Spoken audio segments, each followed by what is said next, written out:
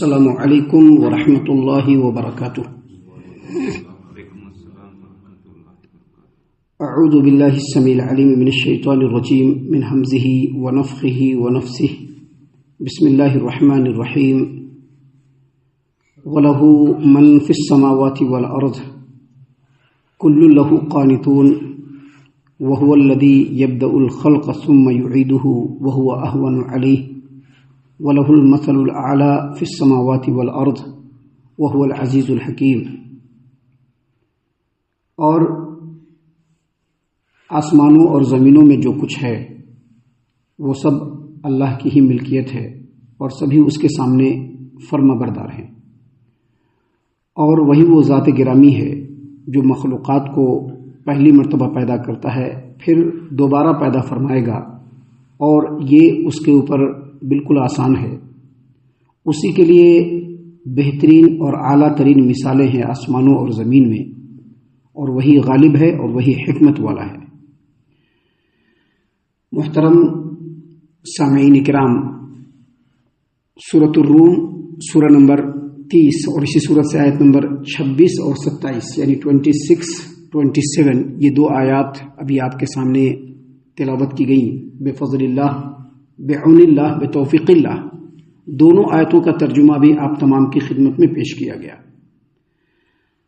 سامعین کرام، اللہ تبارک و تعالیٰ نے فرمایا وَلَهُ مَن فِي السَّمَاوَاتِ وَالْأَرْضِ، اور آسمانوں اور زمین میں جو کچھ بھی ہے، جو کچھ بھی کا مطلب جو بھی انسان ہیں، جو بھی مخلوقات ہیں، جتنی بھی چیزیں ہیں، سب اسی کی ملکیت ہے، مطلب سب اس کے اختیار میں ہے، سب اس کی نگرانی میں ہے، سب اس کے سامنے غلام ہے۔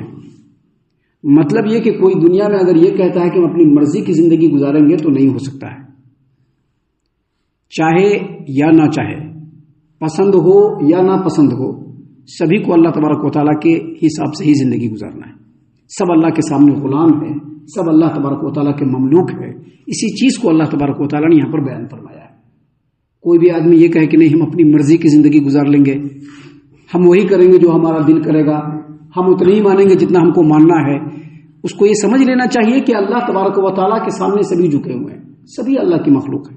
اسی لیے اللہ تبارک و تعالیٰ نے یہاں پر واضح طور پر بیان فرمایا ہے کہ وَلَهُ مَن فِي السَّمَاوَاتِ وَالْأَرْضِ، اور آسمانوں اور زمین میں جتنے بھی مخلوقات ہیں، فرشتے ہوں، انسان ہوں، جنات ہوں، چرندوں ہوں، پرندوں ہوں، حیوانات ہو، حشرات الارض ہو، سب اللہ تبارک و تعالیٰ کی ملکیت بھی ہے اور سب اللہ تبارک و تعالیٰ کے غلام بھی ہیں۔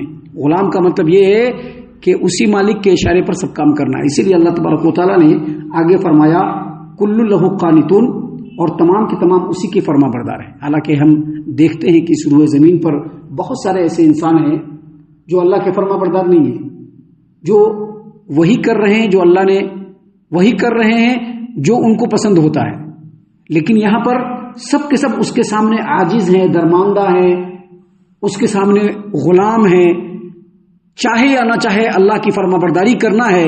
اس کا مطلب یہ ہے کہ انسان نہ اپنی مرضی سے پیدا ہوا ہے، نہ ہو سکتا ہے، نہ اپنی مرضی سے وہ بڑھ سکتا ہے، نہ اپنی مرضی سے وہ سانس لے سکتا ہے، نہ اپنی مرضی سے وہ روزی کما سکتا ہے، نہ اپنی مرضی سے وہ بڑھ سکتا ہے۔ جب اللہ چاہے گا، جتنا اللہ چاہے گا اس کو زندگی میں رکھے گا، اور پھر اللہ تبارک و تعالیٰ اس کو لے جائے گا۔ جس کے لیے اللہ نے مقدر کر دیا ہے کہ وہ پوری زندگی جی کر کے اتنے عمر کو جی لے گا، وہ اتنا جیے گا۔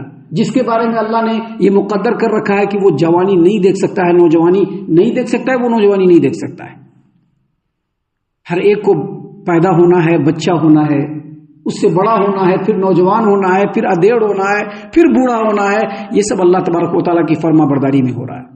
چاہے نہ چاہے اللہ کے فرما بردار بن کر کے رہنا ہے۔ اسی چیز کو اللہ نے یہاں پر بیان فرمایا کہ وَلَهُ مَن فِي السَّمَاوَاتِ وَالْأَرْضِ، اور جو کچھ آسمانوں میں ہے اور زمین میں ہے، جتنے بھی مخلوقات ہیں، سب اللہ کی ملکیت ہے، اللہ کے غلام ہیں۔ کل لہ قانتون، اور ہر ایک اور تمام کے تمام اللہ تبارک و تعالیٰ کے فرما بردار ہیں۔ سامعین کرام، اس کے بعد اللہ تبارک و تعالیٰ نے بیان فرمایا وَهُوَ الَّذِي يَبْدَأُ الْخَلْقَ ثُمَّ يُعِيدُهُ وَهُوَ أَهْوَنُ عَلَيْهِ، اور وہی تو ہے جو مخلوقات کو پہلی مرتبہ پیدا کرتا ہے اور پھر دوبارہ پیدا فرمائے گا، اور یہ اس کے اوپر بہت آسان ہے۔ آیت کریمہ کا جو یہ ٹکڑا ہے، اس ٹکڑے کے تعلق سے حافظ ابو جعفر ابن جریر طبری رحمۃ اللہ علیہ نے تفسیر الطبری کے اندر، اور امام ابن ابی حاتم نے تفسیر ابن ابی حاتم کے اندر امام علی ابن ابی طلحہ رحمۃ اللہ علیہ سے، اور انہوں نے سیدنا عبداللہ ابن عباس رضی اللہ عنہما سے روایت کیا کہ اس کا مطلب یہ ہے، ہون کا مطلب یہ ہے کہ اللہ تبارک و تعالیٰ پر دوسری مرتبہ پیدا کرنا بہت ہی آسان ہے۔ اور اسی آیت کریمہ کی تفسیر میں امام مجاہد رحمۃ اللہ علیہ فرماتے ہیں کہ وہ اللہ تبارک و تعالیٰ دوبارہ پیدا فرمائے گا، اور دوبارہ پیدا فرمانا پہلی مرتبہ پیدا فرمانے کے مقابلے میں اللہ تبارک و تعالیٰ کے لیے آسان ہے، جبکہ پہلی مرتبہ پیدا فرمانا بھی اللہ کے لیے آسان ہے۔ اللہ کے لیے آسان ہے کہ نہیں ہے؟ اللہ کہے گا کن فیکون، ہو جائے گا۔ اللہ جو چاہے گا ہوگا۔ اللہ کو صرف کہنے کی ضرورت ہے تو آسان ہے۔ تو جو اللہ تبارک و تعالیٰ پہلی مرتبہ پیدا فرمایا اور اس کے لیے آسان ہے، تو کیا دوبارہ پیدا فرمانا اس کے لیے آسان نہیں ہے؟ بالکل آسان ہے۔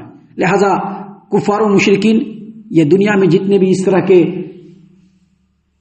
دہریہ لوگ ہیں جن کا اس بات کے اوپر یقین نہیں ہے، ان تمام کو جان لینا چاہیے کہ وہ چاہے نہ چاہے ان کو مرنا ہے۔ انہوں نے جو شادیاں کی ہیں، ان سے جو بچے پیدا ہوئے ہیں، ان کو بھی اسی فطرت کے تحت زندگی گزارنا ہے جو اللہ تبارک و تعالیٰ نے رکھا ہے۔ اور پھر یہی دہریہ، یہی نیچری، یہ مرے گا، اور مرنے کے بعد پھر اس کو دوبارہ اللہ تبارک و تعالیٰ کے حکم سے زندہ ہونا ہے۔ اسی چیز کو اللہ تبارک و تعالیٰ نے یہاں پر بیان فرمایا۔ مشرکین مکہ نبی کریم صلی اللہ علیہ وسلم کا مذاق اڑاتے ہوئے کہتے تھے، قرآن کریم کا مذاق اڑاتے ہوئے کہتے تھے کہ کیا ہم مر جائیں گے، مٹی میں مل جائیں گے، گل سڑ جائیں گے، ہماری ہڈیاں بالکل مٹی مٹی ہو جائے گی، اس کے بعد اللہ تبارک و تعالیٰ پیدا فرمائے گا۔ اللہ نے فرمایا وَهُوَ الَّذِي يَبْدَأُ الْخَلْقَ، وہی وہ اللہ تبارک و تعالیٰ ہے جو مخلوقات کو پہلی مرتبہ پیدا کرتا ہے۔ تم کو بھی پہلی مرتبہ پیدا کرنے والا اللہ تبارک و تعالیٰ ہے۔ وَهُوَ ثم يعيد، اور پھر لوٹائے گا، وهو اهون عليه، اور یہ دوبارہ پیدا فرمانا اللہ تبارک و تعالیٰ کے اوپر بہت آسان ہے۔ حالانکہ پہلی مرتبہ پیدا فرمانا بھی آسان ہے، لیکن دوسری مرتبہ پیدا فرمانا اس سے زیادہ آسان ہے۔ سامعین کرام، اور اس کے بعد یہاں پر اس آیت کریمہ کی تفسیر میں حافظ ابن کثیر رحمۃ اللہ علیہ نے امام بخاری رحمۃ اللہ علیہ کے حوالے سے ایک حدیث نقل کی ہے۔ حدیث ہے صحیح البخاری کتاب التفسیر باب نمبر 1 حدیث نمبر 4974 نمبر کی روایت۔ سیدنا ابو ہریرہ رضی اللہ عنہ روایت کرتے ہیں کہ نبی کریم صلی اللہ علیہ وسلم نے فرمایا، اللہ تبارک و تعالیٰ فرماتا ہے کہ آدم کے بیٹوں نے مجھ کو جھٹلایا، حالانکہ یہ بات اس کو زیب نہیں دیتی ہے، اس کے لائق نہیں ہے، اس کے لیے مناسب نہیں ہے۔ اور آدم کے بیٹوں نے مجھ کو گالی دی، حالانکہ یہ بات بھی اس کو زیب نہیں دیتی، اس کے لیے بالکل لائق نہیں ہے۔ آدم کے بیٹوں کا مجھ کو جھٹلانا، اس کا یہ کہنا ہے کہ اللہ تبارک و تعالیٰ ہم کو دوبارہ پیدا نہیں کر سکتا، حالانکہ وہی اللہ تبارک و تعالیٰ پہلی مرتبہ پیدا فرمایا ہے۔ اور پہلی مرتبہ پیدا فرمانا دوسری مرتبہ پیدا فرمانے سے کے مقابلے میں اتنا آسان تو نہیں ہے۔ اب ایک آدمی پہلی مرتبہ اگر کوئی چیز بنائے اور بعد میں پھر اسی کو بنائے، تو پہلی مرتبہ تو اس کو سارا ایکسپیرینس ہو گیا ہے، اب دوسری مرتبہ تو اس کے لیے آسان ہے۔ تو اللہ تبارک و تعالیٰ نے انسانوں کو سمجھانے کے لیے کہا کہ پہلی مرتبہ پیدا فرمانا دوسری مرتبہ پیدا فرمانے کے مقابلے میں آسان تو نہیں ہے، لیکن جب اللہ نے پہلی مرتبہ پیدا فرمایا تو پھر دوبارہ پیدا فرمائے گا۔ لیکن ابن آدم نے جھٹلایا، اور یہ اس کے لیے شایع نشان نہیں، اس کو زیب نہیں دیتا۔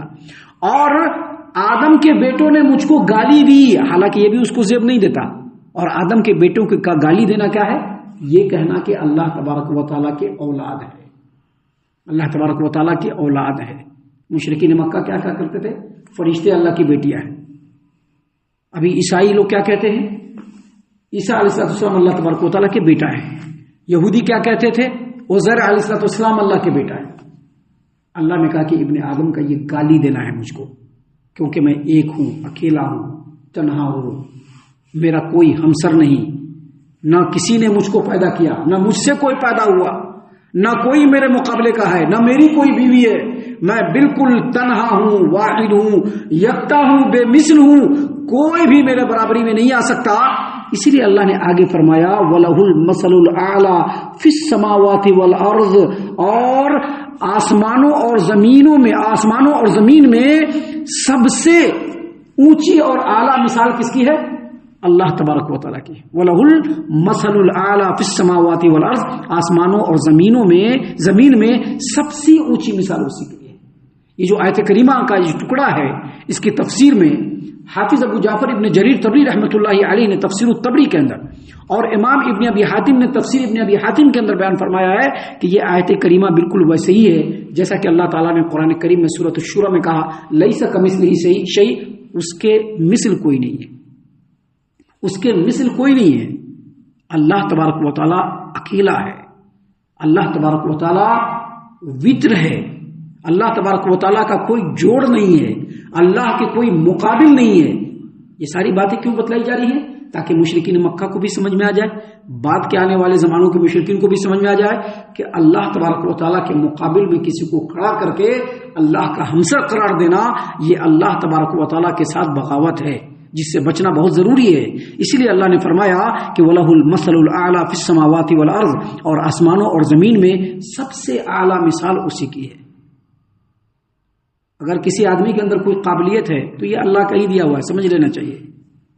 اگر اللہ تبارک و تعالیٰ نے کسی کو کسی چیز کے فن کا ماہر بنایا ہے، یہ اللہ کا ہی دیا ہوا ہے. کوئی بھی اللہ تبارک و تعالیٰ کے مقابلے میں نہیں پہنچ سکتا.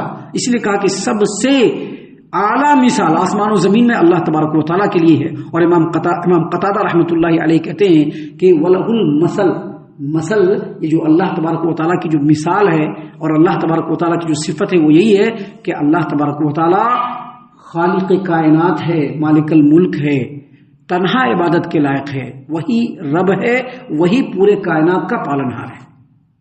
سامعین کرام، ابھی آگے اور بھی باتیں ہیں جو اللہ تبارک و تعالیٰ نے خالص ہماری ہدایت و رہنمائی اور نصیحت کے لیے اس صورت کریمہ میں نازل فرمائی ہے، جس کو انشاءاللہ کل اور کل کے بعد کے دروس میں ہم آپ کے سامنے پیش کرنے والے ہیں. ہم اللہ سے دعا کرتے ہیں کہ اللہ تعالیٰ ہم تمام کو ان باتوں پر خوب غور و فکر اور تدبر کرنے کے ساتھ ساتھ ان باتوں پر عمل کرنے کی بھی توفیق عنایت فرمائے، آمین. اللہ تعالیٰ ہم تمام کو صحیح معنوں میں پکا سچا مومن مسلمان بنائے، اللہ اور اس کے رسول صلی اللہ علیہ وسلم کی اطاعت و فرما برداری کرنے والا بنائے، صحابہ کرام رضی اللہ عنہم کے طریقے پر چلنے والا بنائے، جنت الفردوس میں جگہ عطا فرمائے. اے اللہ ہم تمام کو جہنم سے پناہ دے، اے رب العالمین ہم تمام کو جہنم سے پناہ دے، اے مالک الملک ہم تمام کو جہنم سے پناہ دے، آمین یا رب العالمین. وما علینا الا البلاغ المبین. تبارك الذي نزل الفرقان على عبده ليكون للعالمين نذيرا.